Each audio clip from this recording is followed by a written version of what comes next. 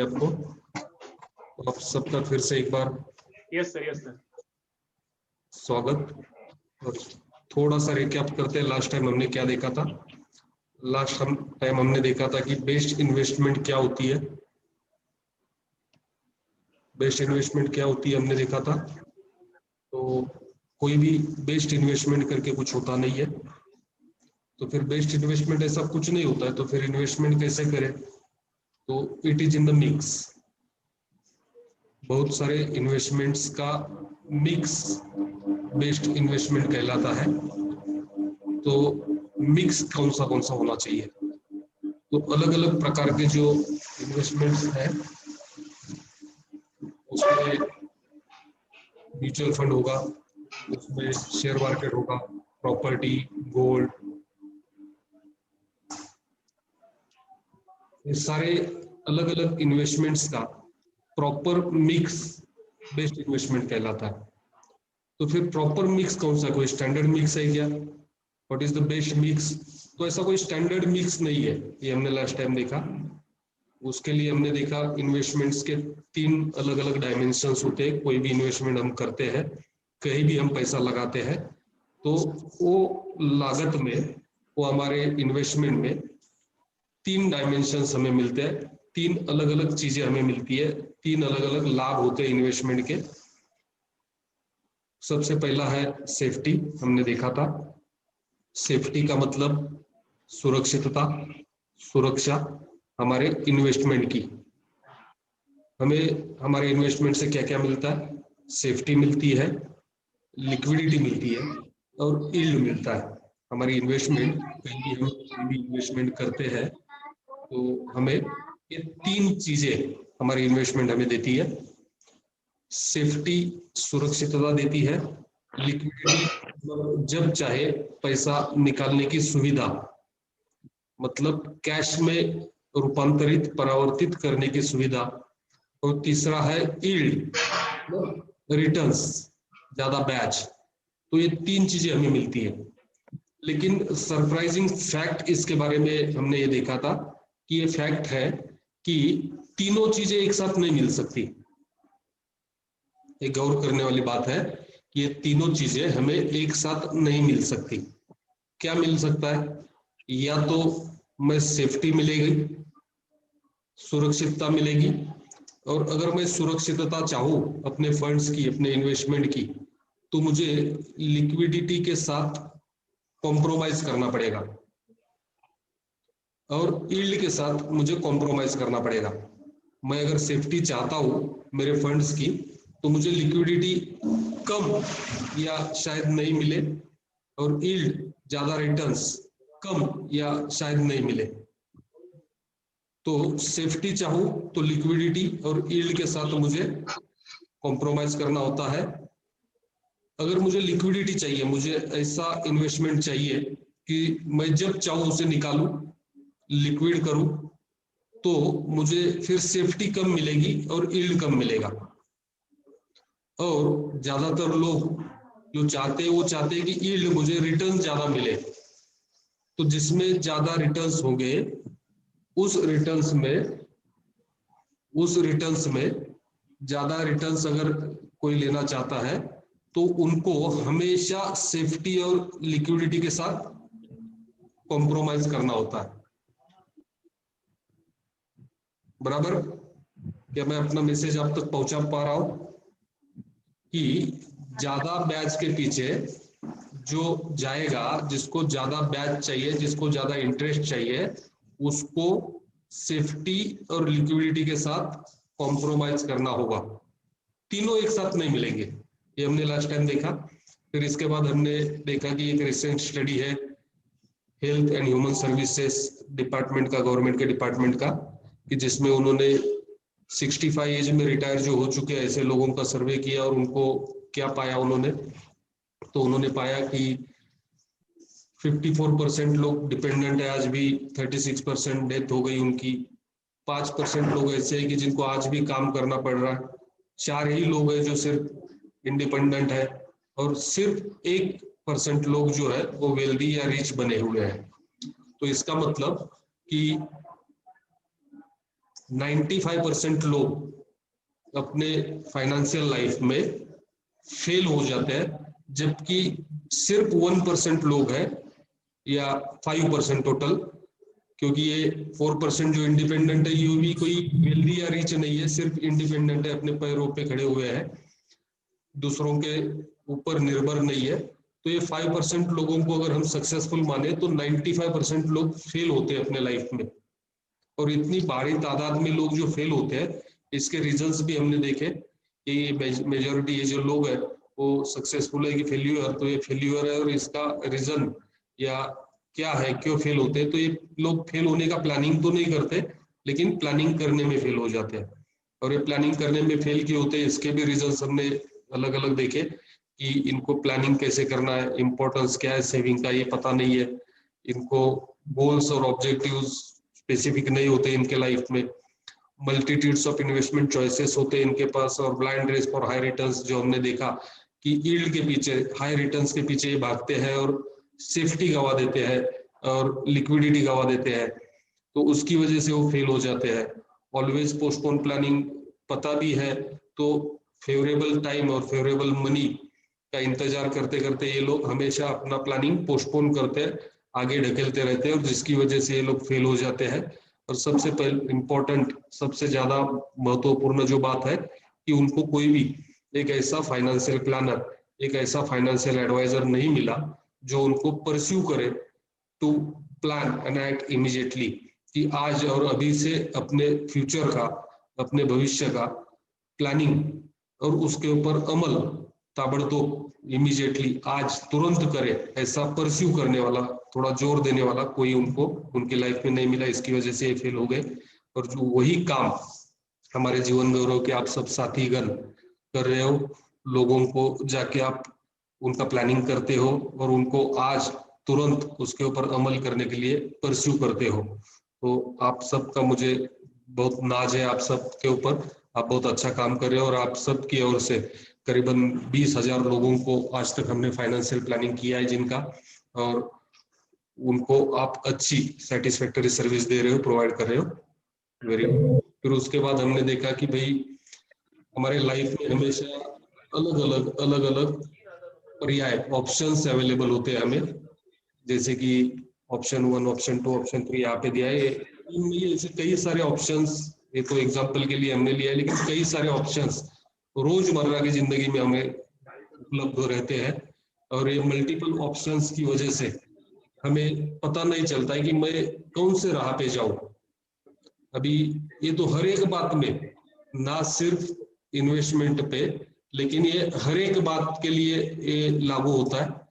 खाने की बात हो या कपड़े पहनने की बात हो या कोई भी बात है जिसके ऊपर यही सारे ऑप्शंस, हमें अलग अलग ऑप्शंस अवेलेबल होते हैं। और फिर वो मल्टीपल ऑप्शंस होते हैं तो फिर क्या होता है, हर एक ऑप्शन का कुछ प्लस होता है और हर एक ऑप्शन का कुछ माइनस भी होता है, बराबर। और फिर इस प्लस माइनस को देखने के बाद फिर हम कंफ्यूज हो जाते हैं, कंफ्यूजिंग होता है, कंफ्यूजन क्रिएट होता है। और फिर हम क्या करते हैं, कोई ना कोई एक ऑप्शन तो चूज करना ही है, तो हम चूज तो कर लेते हैं, लेकिन चूज करने के बाद पोस्ट सिलेक्शन, चॉइस करने के बाद, सिलेक्ट करने के बाद आगे जाके हम हमेशा अनश्योर रहते हैं कि भाई मैंने जो ऑप्शन चूज किया है, मैंने जो भी ऑप्शन पकड़ा है, जिस राह पे मैं चल रहा हूँ, क्या वो सही है कि गलत है। और ये कश्मकश में हमेशा हम अनश्योर रहते हैं। और कभी कभी तो यार, कभी कभी क्या, बहुत बार हमें इसका पछतावा होता है, रिग्रेट्स होता है कि नहीं, मुझे इस राह पे नहीं चलना चाहिए था।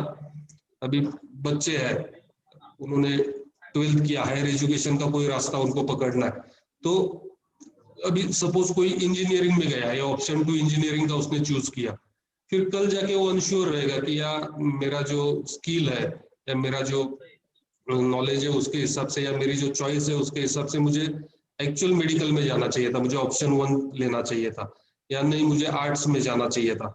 वो हमेशा अनश्योर रहता है और कल जाके उसको रिग्रेट भी होता है, पछतावा भी होता है, नहीं वो वहां जाता तो मैं बहुत अच्छा करता था। लेकिन चलो आज हम इसके बारे में नहीं बात करेंगे, हम इन्वेस्टमेंट के बारे में अगर बात करते हैं, आज का हमारा या हमारा जो संडे का फंडा है ये फाइनेंस रिलेटेड प्रोग्राम है, तो हम फाइनेंस की बात करें तो इन्वेस्टमेंट वो अवेलेबल होते हैं। और इन इन्वेस्टमेंट्स के ऑप्शंस को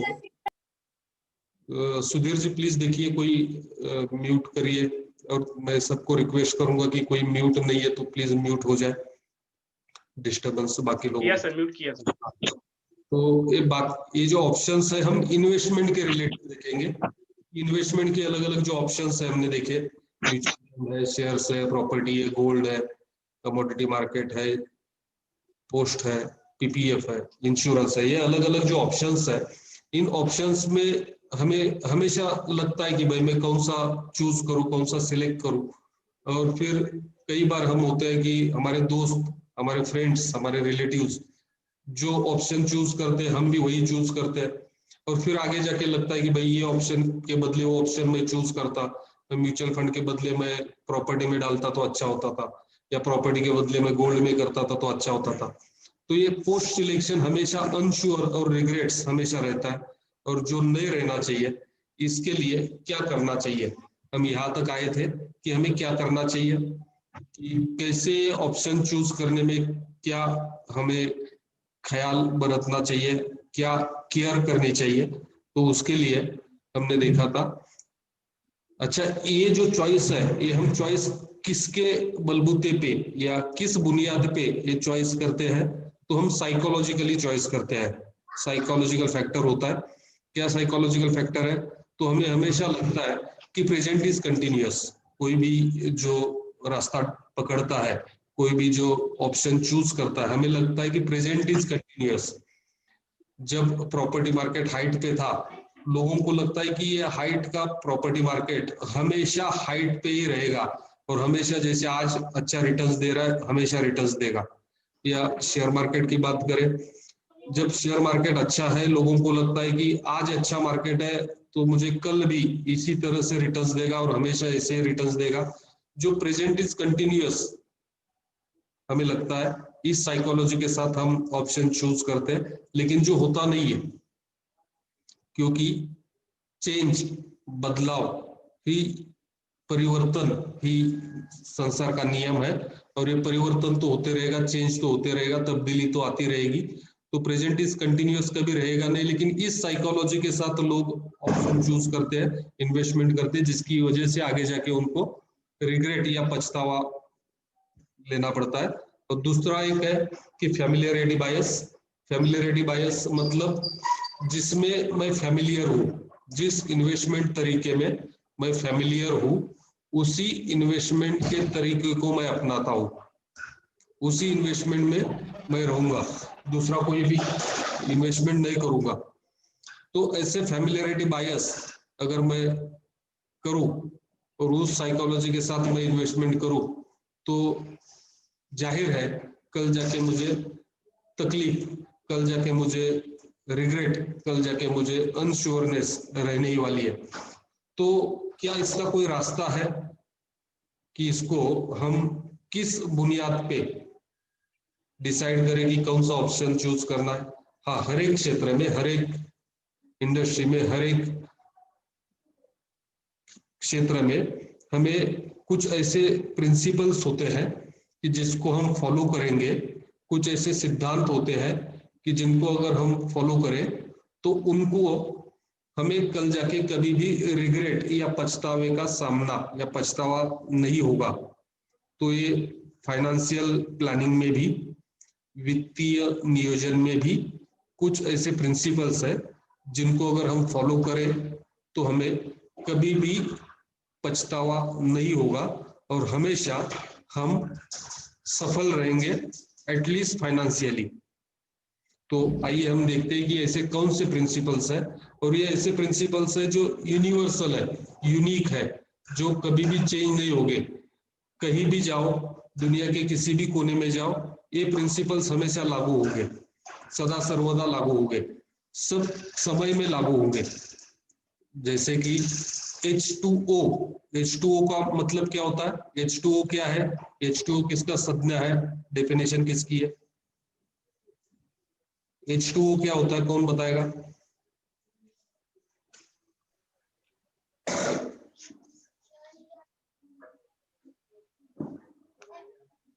कोई बताएगा H2O क्या होता है? पानी,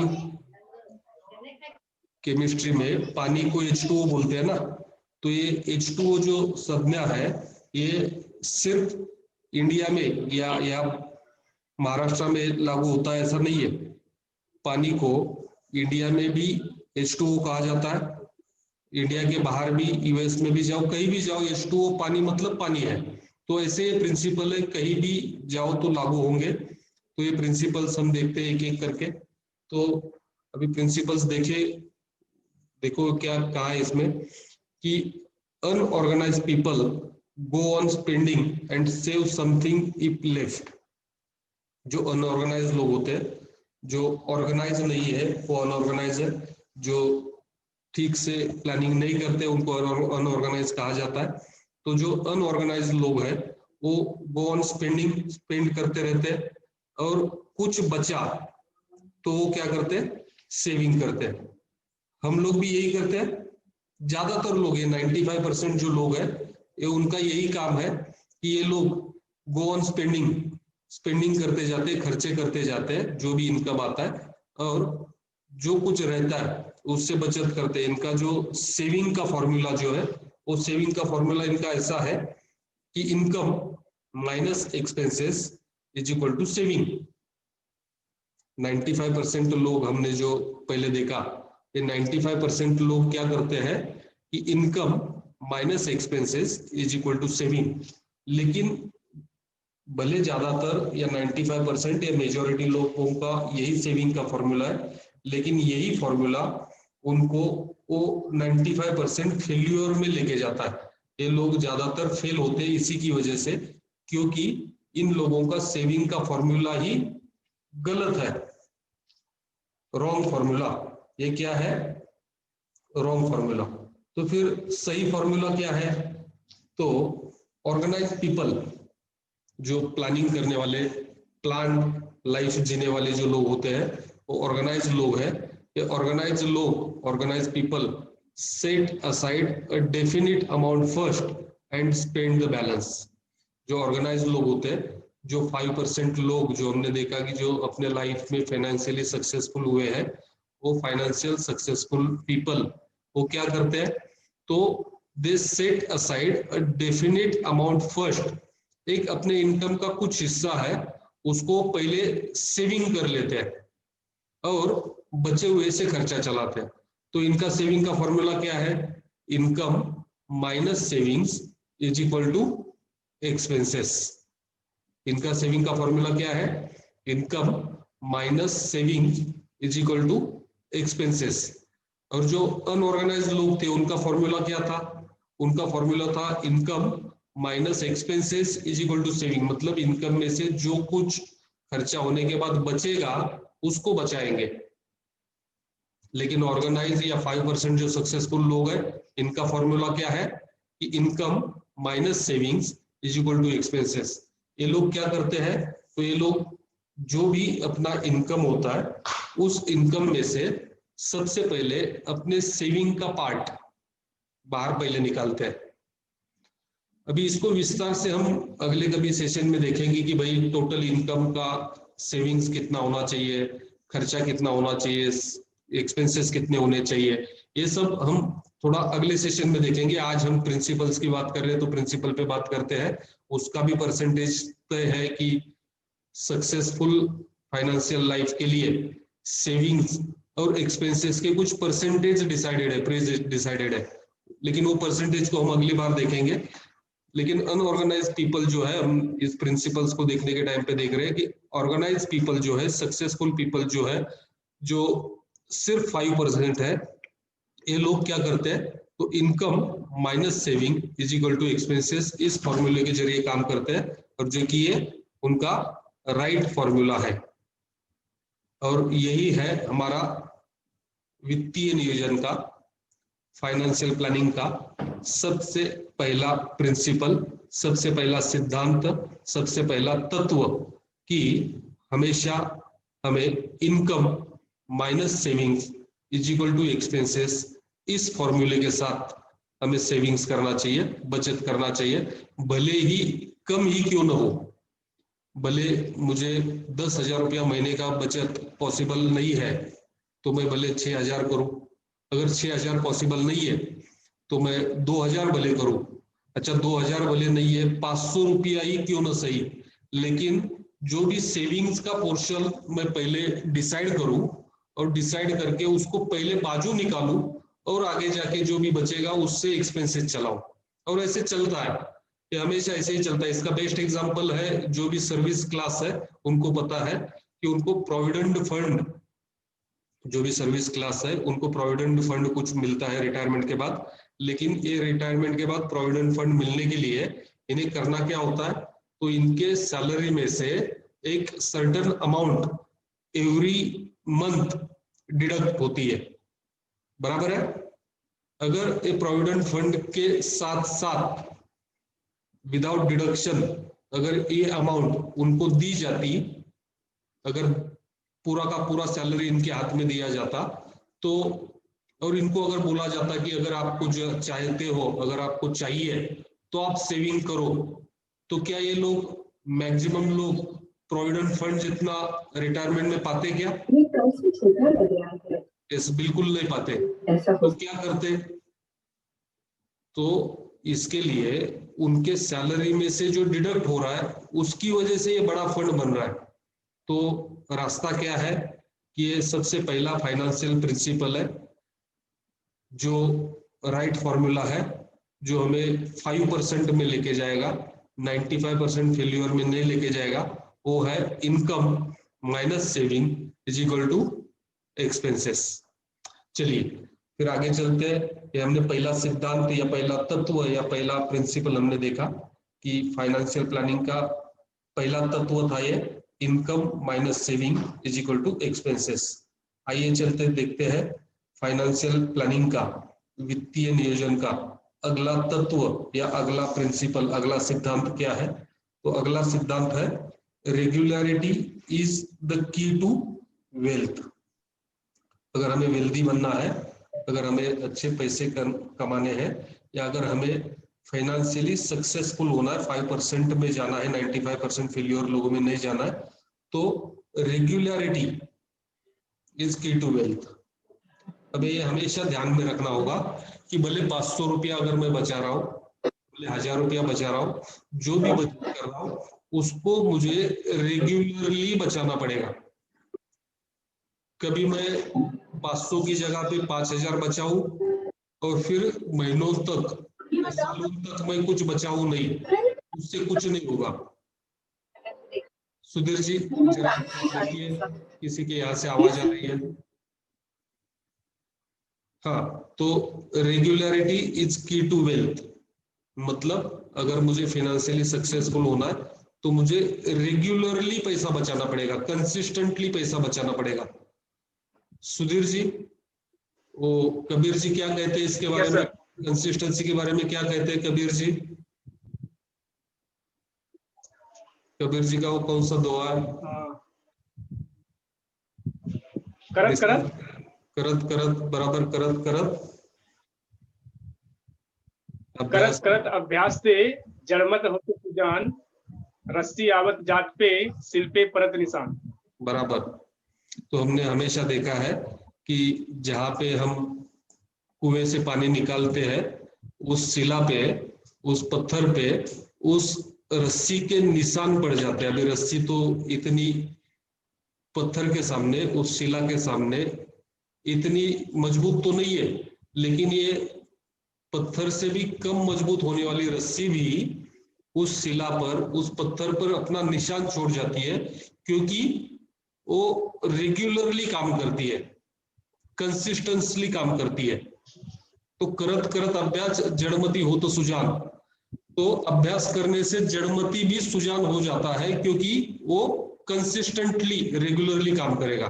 तो हमारे वेल्थ मैनेजमेंट का या हमारे फाइनेंशियल प्लानिंग का दूसरा सिद्धांत है, दूसरा तत्व है, दूसरा प्रिंसिपल है कि रेगुलरिटी इज की टू वेल्थ। भले कम ही क्यों ना सही, लेकिन रेगुलर इन्वेस्टमेंट होगा, रेगुलर सेविंग होगा, तो हम 5% सक्सेसफुल लोगों में जाएंगे अगर हम रेगुलरिटी की इस चाबी को भूल जाएंगे, इस कुंजी को अगर भूल जाएंगे, तो हम कभी वेल्दी नहीं बन पाएंगे। पैसा भले बचत होगा लेकिन हम वेल्दी नहीं हो पाएंगे। तो रेगुलरिटी इज की टू वेल्थ, ये हमारा दूसरा तत्व है। आइए अभी देखते हैं हम तीसरा तत्व या तीसरा सिद्धांत फाइनेंशियल प्लानिंग का, वित्तीय नियोजन का। अगला तत्व या अगला प्रिंसिपल हम देखते हैं कि start early and reach safely. अगला तत्व जो है वो है start early and reach safely.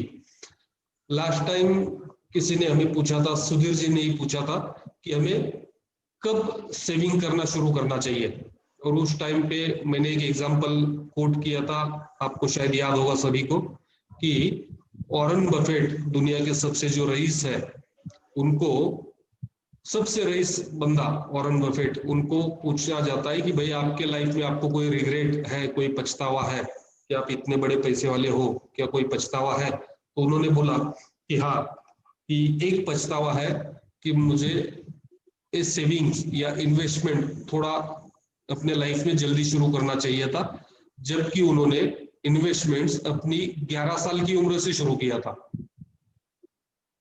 तो 11 साल की उम्र से शुरू करके वो दुनिया के सबसे बड़े रईस बने हैं, और बावजूद उनको ये पछतावा है, ये रिग्रेट है, उनको ये लगता है कि भाई और थोड़ा जल्दी करते सेविंग या इन्वेस्टमेंट तो और अच्छा होता था। तो ये start early and reach safely, ये वही फॉर्मूला है, ये वही प्रिंसिपल है, ये वही तत्व है जो हमें बताता है कि फाइनेंशियली अगर हमें सक्सेसफुल होना है, 95% में ना जाते हुए 5% सक्सेसफुल लोगों में अगर हमें शामिल होना है, फाइनेंशियली सक्सेसफुल होना है, तो हमें अपने लाइफ में सेविंग्स का पार्ट जो है, इन्वेस्टमेंट का पार्ट जो है, वो क्या करना पड़ेगा? अर्ली स्टार्ट करना पड़ेगा, ताकि हम अपनी मंजिल तक सेफली पहुंच सके। हम रोड पे, हम एक्सप्रेसवे पे भी जाते हैं तो वहां पे जगह जगह पे पार्टी लगाई होती है, बोर्ड लगाया होता है, क्या होता है? Start early, drive slowly and reach safely. तो वही तत्व, वही प्रिंसिपल, वही सिद्धांत फाइनेंशियली सक्सेस पाने के लिए भी लागू पड़ता है, start early and reach safely. यहाँ पे देखिए, हमने देख रहे हैं हम कि 20 की एज में अगर कोई ये पहाड़ चढ़ना या ये सीढ़ियां चढ़ना शुरू करे, तो उसके लिए ये जो ढलान है वो इतनी स्टीफ या इतनी तकलीफदायक नहीं है, जो 30 में थोड़ा ज्यादा है, 40 में और ज्यादा है। और बहुत सारे लोग, जैसे बहुत सारे बच्चे हैं, कल एग्जाम आती है तो आज उनको सीरियसनेस आता है और आज स्टडी करना शुरू करते हैं और तकलीफ में आते हैं, वैसे एकदम सामने फाइनेंशियल प्रॉब्लम्स दिखने के बाद लोगों को सेविंग सोचती है, और 50 में अगर वो चढ़ना चाहे तो वो झूलने वाली बात है, वो चढ़ने वाली बात नहीं है, वो तकलीफ वाली बात है। तो इसके लिए अगर फाइनेंशियली सक्सेसफुल होना है लाइफ में, अगर 5% में जाना है, 95% फेल्योर लोगों में शामिल नहीं होना है, तो अगला तत्व है जो हम देख रहे हैं, तीसरा तत्व है start early and reach safely. आइए देखते हैं अभी हम चौथा सिद्धांत या चौथा तत्व क्या है। Fourth principle of financial planning is gold and greed can never stay together. अभी ये तत्व, ये प्रिंसिपल, जी सुधीर जी आप कुछ जी, आपकी आवाज रुक रुक के आ रही है शायद। जी yes sir, sorry for disturbance sir, आपकी आवाज बीच बीच में रुक रुक के आ रही है सर, ऐसा हमको लग रहा है। अच्छा, नेटवर्क का प्रॉब्लम हो सकता है, थोड़ा सा नेटवर्क इशू है। और किसी को ये तकलीफ, ये प्रॉब्लम लग रहा है? क्या मेरी आवाज नहीं आ रही है आपको? किसी को बोलना है तो म्यूट कर, अनम्यूट करके बोल सकते हैं। नाही नाही, आवाज जरा थांबून थांबून येतोय सर. थांबून येतोय? आवाज मध्ये जरा थोडा डिस्टर्बन्स येत आहेत, कंटिन्यू येत नाही. हाँ, थोड़ा थोड़ा नेटवर्क का इशू हो सकता है। तो हमारा ये चौथा प्रिंसिपल जो है, चौथा सिद्धांत जो है, वो है gold and greed can never stay together. मतलब धन, पैसा, संपत्ति और ग्रीड मतलब साथ में नहीं रह सकते। अभी इसका एग्जाम्पल क्या है? लालच। हमने हमेशा देखा है कि लालच के बारे में कहा जाता है कि लालच बड़ी बुरी बला है, बराबर ना? तो लालच करने से हम कभी भी धनवान, पैसे वाले नहीं बन सकते। इसका बहुत सारे एग्जांपल्स हमने देखे, बहुत सारे स्टोरीज हमने बचपन से सुने हुए हैं। एक गोल्डन एग देने वाली स्टोरी हमने सुनी है, सोने के अंडे देने वाली मुर्गी, कि सोने के अंडे रोज एक एक मिले तो ही उसमें हमें खुश रहना चाहिए, ना कि सारे के सारे अंडे एक साथ मिले इसके लिए हम पूरी मुर्गी को ही काट दें। हमने बचपन से एक कहानी सुनी है, लेकिन इसका रिश्ता फाइनेंशियल प्लानिंग के साथ क्या है, इसका कनेक्शन फाइनेंशियल प्लानिंग के साथ क्या है, ये हमें नहीं पता था। तो ये फाइनेंशियल प्लानिंग का चौथा सिद्धांत है कि एक गोल्ड और ग्रीड कभी भी साथ साथ नहीं चल सकते। अगर हमें गोल्ड कमाना है, अगर हमें पैसा कमाना है, अच्छे पैसे कमाने हैं, वेल्दी बनना है, रिच बनना है, फाइनेंशियली सक्सेसफुल बनना है, तो हमें हमेशा अपनी ग्रीड को रोकना पड़ेगा, कंट्रोल करना होगा। संयम बहुत जरूरी है और हर एक चीज में संयम जरूरी है, लेकिन ये फाइनेंशियली सक्सेसफुल होने के लिए तो सबसे ज्यादा इंपॉर्टेंट है कि हम अपने ग्रीड को रोकें। तुरंत जो चाहिए, एक दिन में अमीर कोई भी नहीं बनता, और बहुत सारे लोगों को, ज्यादातर लोगों को एक दिन में अमीर बनना है, तो एक दिन में अमीर नहीं बनाया जा सकता। ये प्रिंसिपल्स को फॉलो करना पड़ेगा। और भी एक स्टोरी हमने सुनी है मिडास राजा की। मिडास राजा जो सोने के लिए, गोल्ड के लिए बहुत पागल जैसे थे, कि सोने के पीछे, उनको गोल्ड के पीछे इतना उनका प्यार था गोल्ड के प्रति कि उनको एक वरदान मिला उसके लिए कि जिस चीज को हाथ लगाए उसका सोना हो जाएगा, और वो बहुत खुश भी हुए। लेकिन फिर आगे जाके जब खाना भी सोना बनने लगा, और आगे जाके तो उनकी खुद की लड़की सोने में तब्दील हो गई, तो उनको पछतावा हुआ, रिग्रेट हुआ। और यही चीज बताती है कि ये सोने के अंडे देने वाली मुर्गी जो है, इसके मालिक को भी जब मुर्गी को मार डाला और कोई अंडा नहीं मिला, तो उनको क्या हुआ? पछतावा हुआ। राजा को भी अपनी लड़की और ये खाना सोने का होने के बाद क्या हुआ? रिग्रेट हुआ, पछतावा हुआ। तो ये रिग्रेट आगे जाके हमारे लाइफ में हमें नहीं हो, पछतावा कल जाके नहीं हो, उसके लिए ही ये प्रिंसिपल्स बने हुए हैं। और इन प्रिंसिपल्स को, इन सिद्धांतों को अगर हम ध्यान से फॉलो करेंगे, अगर हम ठीक तरीके से फॉलो करेंगे, तो हमें कल जाके कोई रिग्रेट होने की संभावना ही नहीं है, क्योंकि हम रूल पे चले हैं, हम सिद्धांतों के ऊपर चले हैं, और सिद्धांत के ऊपर चलने से कल कोई पछतावा नहीं होगा। तो gold and greed can never stay together, this was the fourth principle. ये चौथा सिद्धांत था फाइनेंशियल प्लानिंग का, वित्तीय नियोजन का। ठीक है, यहां तक किसी को कोई सवाल? कि चले आगे फिर? यस, आगे चलते हैं। तो वित्तीय नियोजन का अगला फॉर्मूला, हम अगला सिद्धांत, अगला प्रिंसिपल, अगला तत्व, अगला नियम हम देखें। पांचवा सिद्धांत या पांचवा तत्व वित्तीय नियोजन का, फाइनेंशियल मैनेजमेंट का है कि purpose must decide the choice. क्या है? Purpose must decide the choice. अभी ये फाइनेंशियल मामलों में, वित्तीय नियोजन में या फाइनेंशियल इन्वेस्टमेंट में बहुत बार अक्सर ये देखा गया है कि जो भी चॉइस हम करते हैं इन्वेस्टमेंट का, अभी इन्वेस्टमेंट के कौन कौन से चॉइस हमने देखे अभी तक? तो इन्वेस्टमेंट के अलग अलग चॉइस है, जैसे कि प्रॉपर्टी, पहले भी हमने बात किया, लोग प्रॉपर्टी में इन्वेस्ट करते हैं, म्यूचुअल फंड में इन्वेस्ट करते हैं, गोल्ड में इन्वेस्ट करते हैं, पोस्ट में इन्वेस्ट करते हैं, बैंक की एफडी में इन्वेस्ट करते हैं। कोई भी तरीका, कोई भी चॉइस जो है, वो चॉइस किस तरह से डिसाइड होता है? कोई भी चॉइस इन्वेस्टमेंट का डिसाइड कैसे होता है?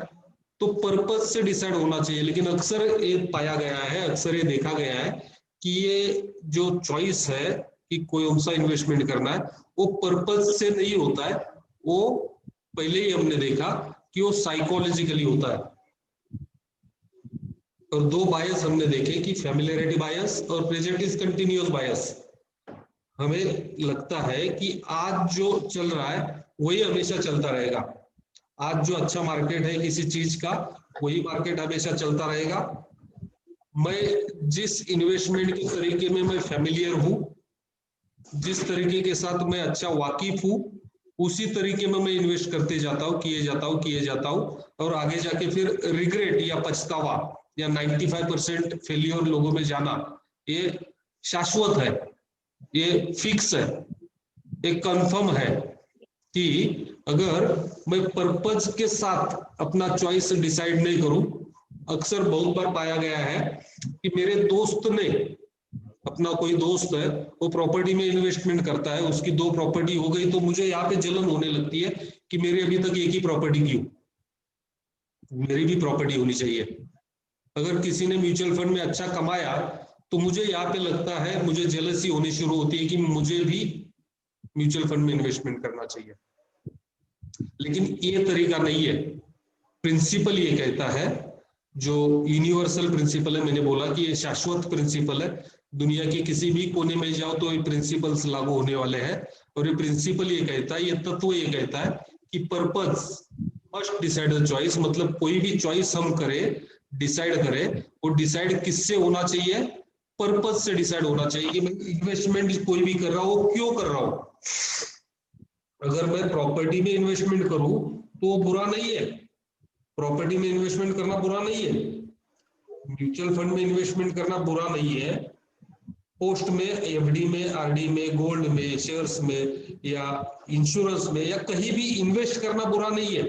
लेकिन उस इन्वेस्टमेंट का पर्पज क्या है वो ज्यादा इंपॉर्टेंट है, कि मैं किसके लिए यहाँ पे इन्वेस्ट कर रहा हूं, इस इन्वेस्टमेंट का मेरा पर्पज क्या है।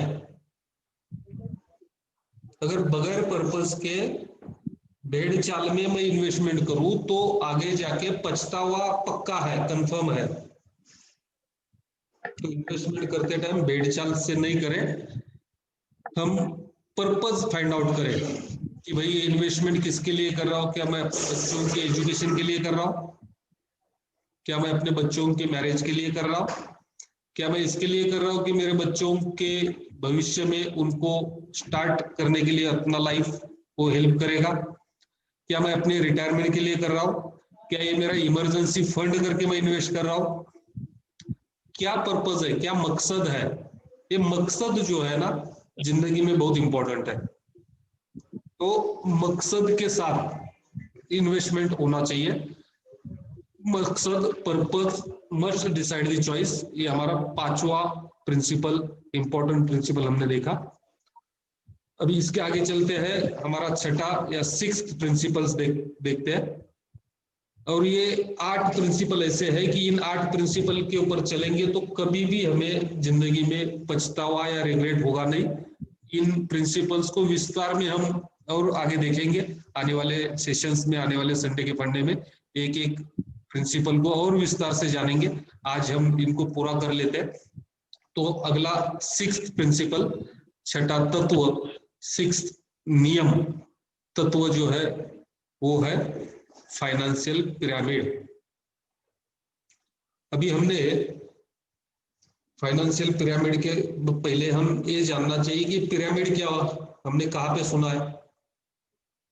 तो इजिप्ट में, ये जो दुनिया के 7 अलग अलग अजूबे हैं, दुनिया के 7 जो अजूबे में एक है इजिप्ट के पिरामिड्स, जो करीब करीब 5000 सालों से भी ज्यादा हो गए, आज भी वैसे के वैसे है, टूटे नहीं है। कोई भी कंस्ट्रक्शन हो दुनिया का, आजकल की हमारी बिल्डिंगें देख ले तो 10, 15, 20 साल में वो टूटने लगती है।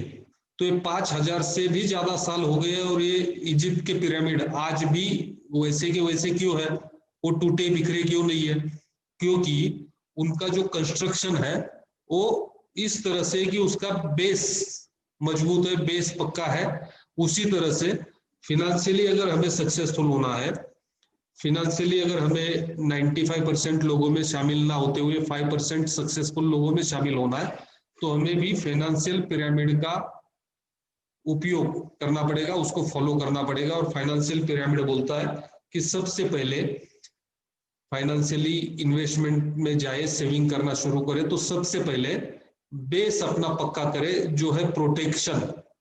इसको भी हम विस्तार में बाद में देखेंगे।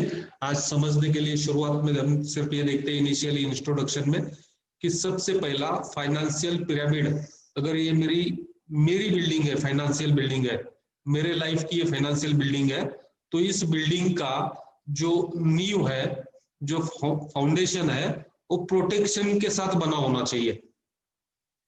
प्रोटेक्शन के साथ ये मेरा फाउंडेशन बनेगा तो उसके ऊपर फिर पहली, दूसरी, तीसरी मंजिल अच्छी चढ़ाई जा सकती है। और ये मेरी बिल्डिंग जो है, ये मेरी इमारत जो है, ये मेरा कंस्ट्रक्शन जो है, वो इतना मजबूत हो जाएगा कि सालों तक या पीढ़ियों तक इसको कोई हिला नहीं पाएगा।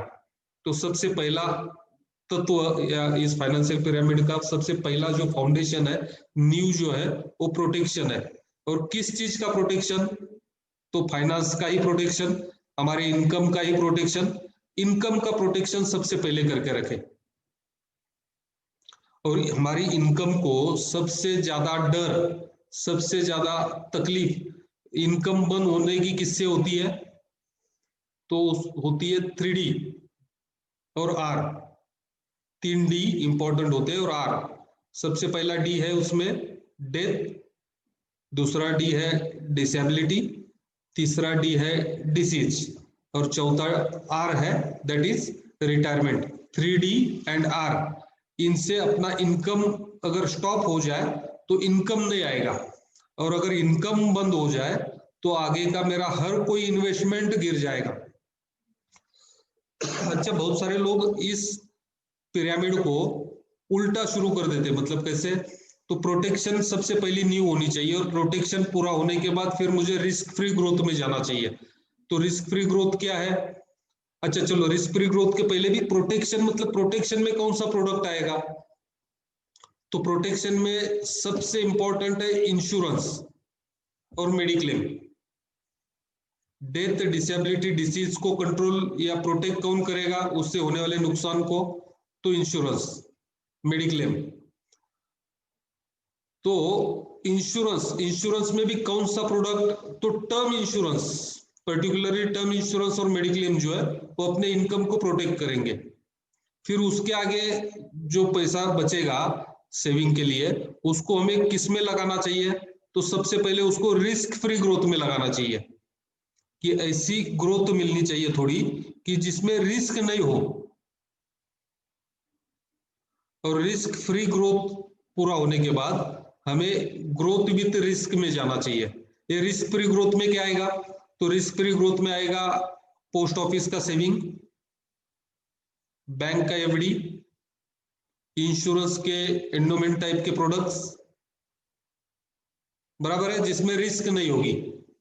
और फिर वो होने के बाद वो बकेट फुल हो जाए तो फिर growth with risk, mutual fund, share market, high growth, speculation, ये प्रॉपर्टी, गोल्ड वगैरह, इसमें जो रिस्क है, रिस्क भी हमें लेनी है, लेकिन सबसे पहले हमें क्या करना है कि अपना इनकम प्रोटेक्ट करना है।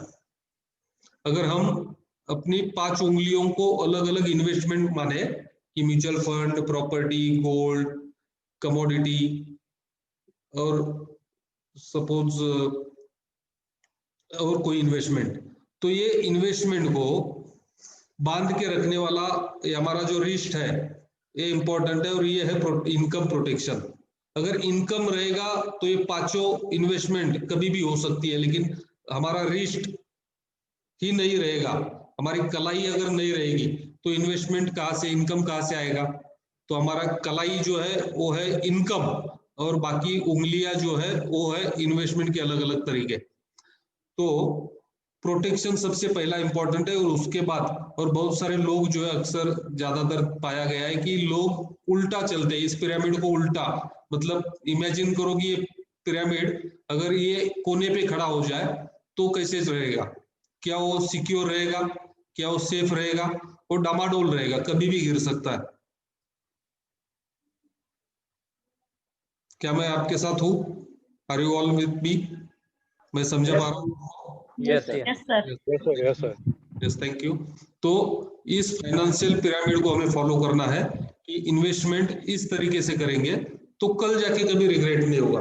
कल जाके कभी पछतावा नहीं होगा, और हम 95% फेल्योर लोगों में ना जाते हुए इसको हम विस्तार से और आगे देखेंगे। मैं इसको लेके जाऊंगा आगे। आज हम प्रिंसिपल्स खत्म करते हैं। हमने अभी तक 6 प्रिंसिपल्स देखे, 6 सिद्धांत देखे। 7वां अगला जो सिद्धांत है उसकी ओर चलते हैं। 7वां सिद्धांत जो है फाइनेंशियल प्लानिंग का, वित्तीय नियोजन का, वो है draw the map before you start the journey. क्या है? Draw the map before you start the journey. अभी ये जो मैप है इसको नकाशा बोला जाता है, या हिंदी में नक्शा बोलते हैं। ये मैप हमेशा जर्नी पे निकले तो हमें पहले ही ड्रॉ कर लेना चाहिए। पहले जमाने में अलग अलग एक नक्शे आते थे जिनको लेके सफर की शुरुआत होती थी, सफर किया जाता था। लेकिन आजकल तो हम इतने फॉर्चुनेट है कि हमें गूगल ने रेडीमेड मैप दे दिया है, गूगल मैप। तो किसी जर्नी पे, किसी सफर पे हम चले, वो टाइम पे अक्सर अभी आज की पीढ़ी, आज की जनरेशन जो है वो मैप का इस्तेमाल करती है। हम आप भी अभी मैप का इस्तेमाल करते हैं। हम आप भी अभी डिजिटली थोड़ा सा वेल अभी होने लगे हैं। तो ये मैप हम कभी यूज करते, मैप का इस्तेमाल कभी करते हैं तो किसी अननोन जगह पे अगर हमें जाना है तो हम मैप कांदे का, आणायला चालत. बराबर? कांदे दे मा, इथनं हे हो ना.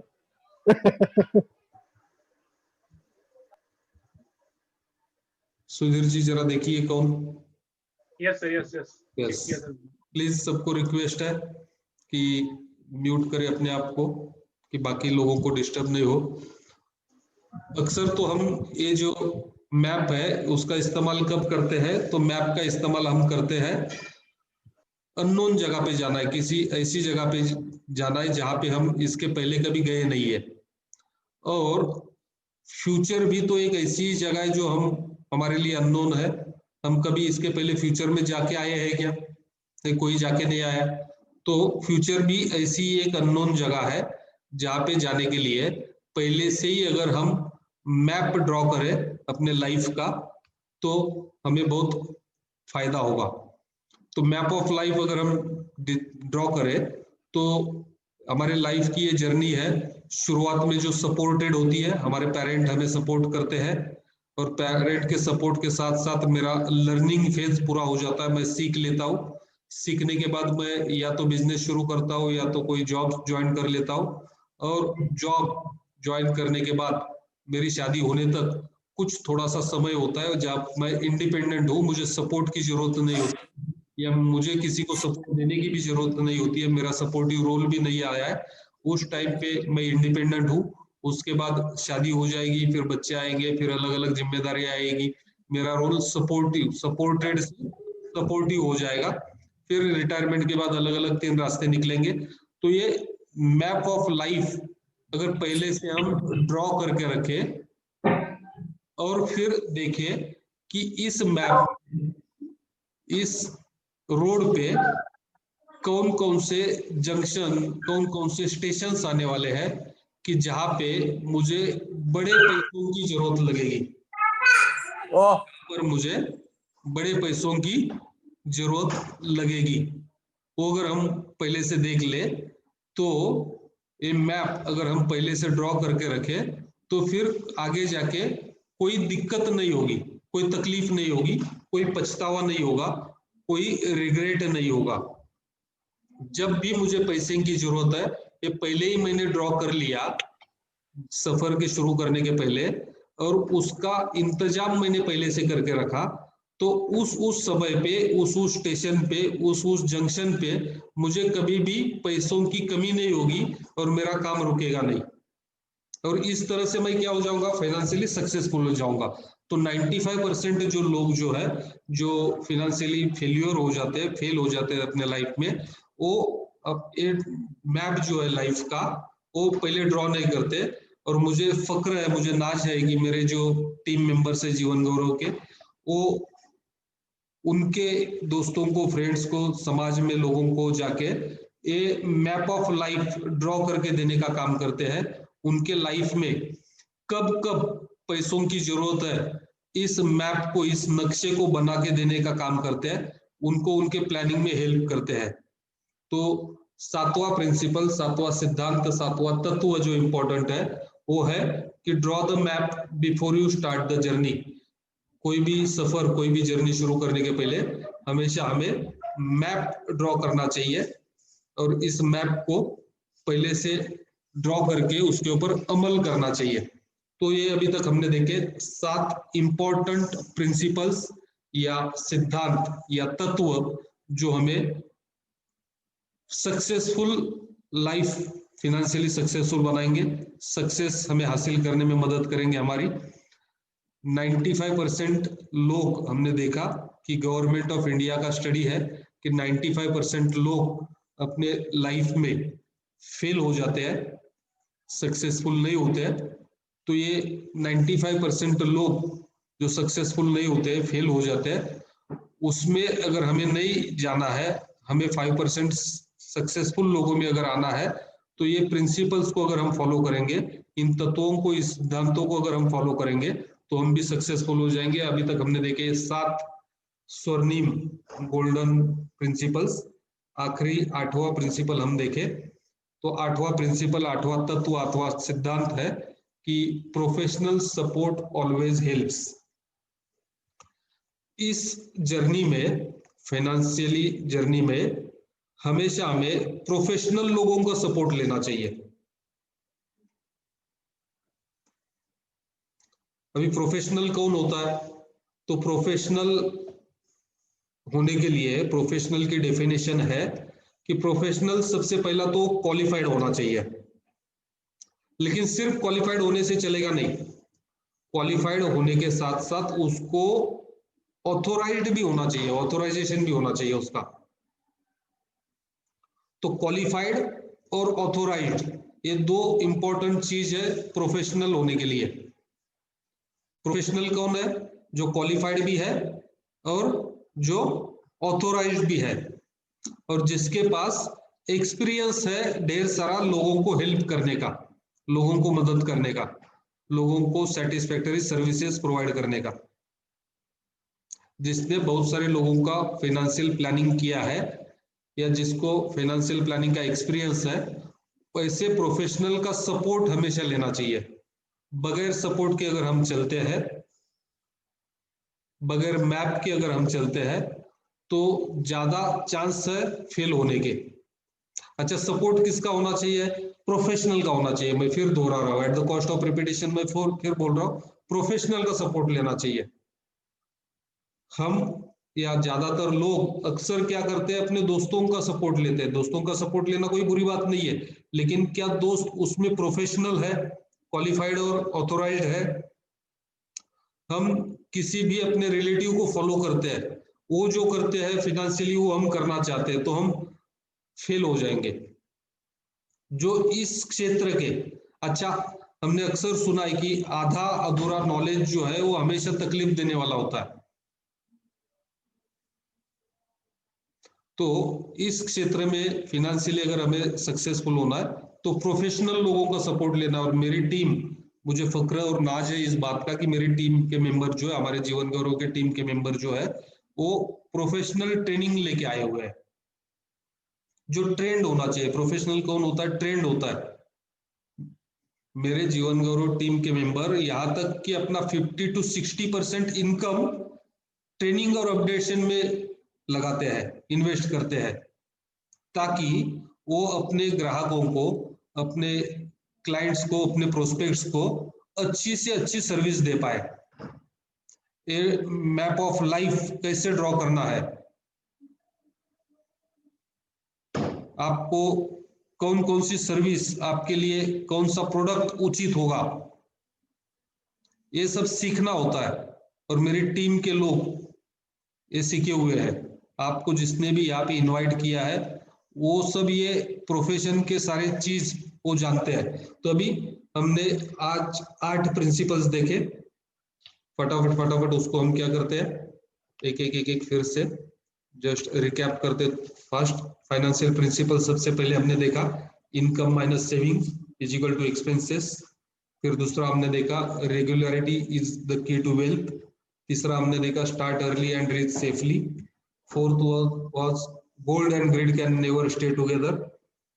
Fifth one purpose must decide the choice, छठा जो था sixth one was financial pyramid को फॉलो करना है, सातवां draw the map before you start the journey, और आठवां सबसे इंपॉर्टेंट प्रोफेशनल सपोर्ट हेल्प्स।